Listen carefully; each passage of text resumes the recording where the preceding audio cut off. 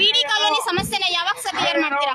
ಬಿಡಿ ಕಾಲೋನಿ ಸಮಸ್ಯೆನ ಯಾವಾಗ ಸರ್ ಕ್ಲಿಯರ್ ಮಾಡ್ತೀರಾ? ಸಾವಿರಾರು ಜನರು ಅಮೌಂಟ್ ಕಟ್ಟಿದ್ದಾರೆ. ಇದ್ರ ಬಗ್ಗೆ ನಾನು ಕಂಪ್ಲೇಂಟ್ ಮಾಡಿದ್ದೆ ಸರ್. ನಾನು ಕಂಪ್ಲೇಂಟ್ ಹೇಳ್ತಿದ್ದಲ್ಲ, ಇವಾಗ ಕಂಪ್ಲೇಂಟ್ ತಗೊಳ್ಳಿ ಜೈಲಿಗೆ. ಅಲ್ಲಿ ಏನಾಗಿದೆ ಅಂದ್ರೆ ಕೋಟ್ಯಾಂತರ ರೂಪಾಯಿ ಭ್ರಷ್ಟಾಚಾರ ಆಗಿದೆ ಸರ್. ಇದ್ರ ಬಗ್ಗೆ ಯಾರು ಮಾತಾಡಲ್ಲ. ಬರೀ ನೀರಿನ ಬಗ್ಗೆ, ನೀರ್ ಕುಡ್ಕೊಂಡು ಬೀದಿಲ್ ಮಾಡ್ಕೋಬೇಕು ಜನ. ಬರೀ ನೀರಿನ ಬಗ್ಗೆ ಮಾತಾಡ್ತಾರೆ.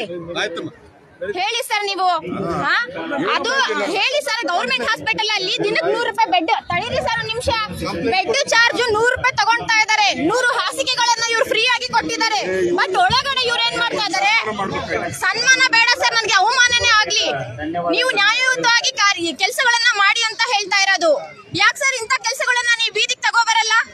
ಯಾಕೆ ಸರ್ ಹೇಳಲ್ಲ ಕಾರ್ಯಕ್ರಮದಲ್ಲಿ ಇಂಥ ಕೆಲಸಗಳನ್ನ? ಹೇಳಿ ಸರ್. ಶಾಲೆಯ ವಿದ್ಯಾರ್ಥಿಗಳಿಗೆ ಶಿಕ್ಷಕರಿಗೆ ಮಾತಾಡಿ ಸರ್. ಹಂಗೆ ಹೋಗ್ತಿರಲ್ಲ ಸರ್. ಇದ್ರ ಬಗ್ಗೆ ಜನಕ್ಕೆ ಹೇಳಿ ಸರ್. ನೀವು ಹೇಳಿ ಸರ್ ಇದ್ರ ಬಗ್ಗೆ. ನೀವು ಉನ್ನತ ಮಟ್ಟದ ಅಧಿಕಾರಿಗಳಿಗೆ ಆರೋಗ್ಯ ಕ್ಷೇತ್ರದಲ್ಲಿ 100 ರೂಪಾಯಿ ಬೆಡ್ ಚಾರ್ಜ್ ತಗೊಂತಾ ಇದಾರೆ. ಡಿಸ್ಚಾರ್ಜ್ ಗೆ 1000 ರೂಪಾಯಿ ಬಿಲ್ ಹಾಕ್ತಾ ಇದಾರೆ.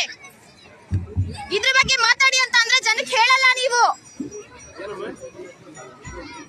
ಈ ಮೀಡಿಯಾದವರು ಹಂಗೆ ಕೆಟ್ಟದನ್ನ ಮಾತಾಡಿ ಅಂತ ಅಂದ್ರೆ ಕೆಟ್ಟದನ್ನ ಪಬ್ಲಿಕ್ ಮಾಡಲ್ಲ. ಅವ್ರು ಮಾಡೋದು ಒಳ್ಳೇದನ್ನ ಮಾತ್ರ ಪಬ್ಲಿಕ್ ಮಾಡ್ತಾರೆ. ಇದನ್ನ ಇವ್ರು ಕೇಳ್ರಿ ಅಂತ ಅಂದ್ರೆ ಕೇಳಲ್ಲ. ನಾವ್ ಹಿಂಗೆ ಇರ್ತೀವಿ. ಬಿಡಿ ಕಾಲೋನಿಲಿ ಕೋಟ್ಯಾಂತರ ರೂಪಾಯಿ ಭ್ರಷ್ಟಾಚಾರ ಆಗಿದೆ. ಜನ ಅಲ್ದಾಡ್ತಾ ಇದಾರೆ. ನ್ಯಾಯ ಕೊಡ್ಸಿ ಅಂತ ಹೇಳ್ಬಿಟ್ಟು ತಲೆನೇ ಕೆಡಿಸ್ಕೊಳ್ತಾ ಇಲ್ಲ. ಹಂಗೋಗ್ತಾ ಇದಾರೆ. ವೋಟ್ ಹಾಕಿದ್ದು ನಾವು.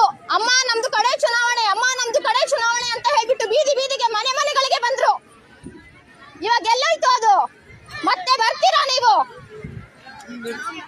ಮತ್ತೆ ಬಂದೇ ಬರ್ತೀರಾ ನೀವು? 28ಕ್ಕೆ ಇಲ್ಲಿ ಕಾಂಗ್ರೆಸ್ ಸರ್ಕಾರ ಬರಲ್ಲ. ತಾಯಿ ಮಗು ಹಾಸ್ಪಿಟಲ್ ಅಲ್ಲೇ ಸರ್. ವಿಡಿಯೋ ಸಮೇತ ನಾನು ಮಾಡಿದ್ದೀನಿ. ಅದನ್ನ ಬಿಲ್ಲು ಇದೆ ಸರ್ ನನ್ನ ಹತ್ರ. ಸಾರಿ ಕರೆದ್ರೆ ನಾನ್ ಬರಲ್ಲ ನೀನ್ ಬರಲ್ಲ ಅಂತ ಅಂತಾರೆ. ಯಾರಪ್ಪ ಬರಲ್ಲ? ಎಲ್ಲ ಮಲ್ಲ ಇದಾರೆ ಪರಸ್ಪರ ಕಣಮ್ಮವರು. ಬರ್ಲಿಲ್ಲ ಸರ್ ಅವತ್ತು. ಬಂದು ವಾಪಸ್ ಹೋದ್ರು. ನ್ಯೂಸ್ ಮಾಡಿಲ್ಲ ಅವರು. ಶ್ರೀ ಟಿವಿ ಅವ್ರಿಗೆ ಮಾಡಿದೀನಿ. ಅವ್ನು 24 ಹರ್ಷಲ್ ಅವ್ನಿಗೆ ಮಾಡಿದೀನಿ. ಯಾರು ಬಂದಿಲ್ಲ ಅವರು.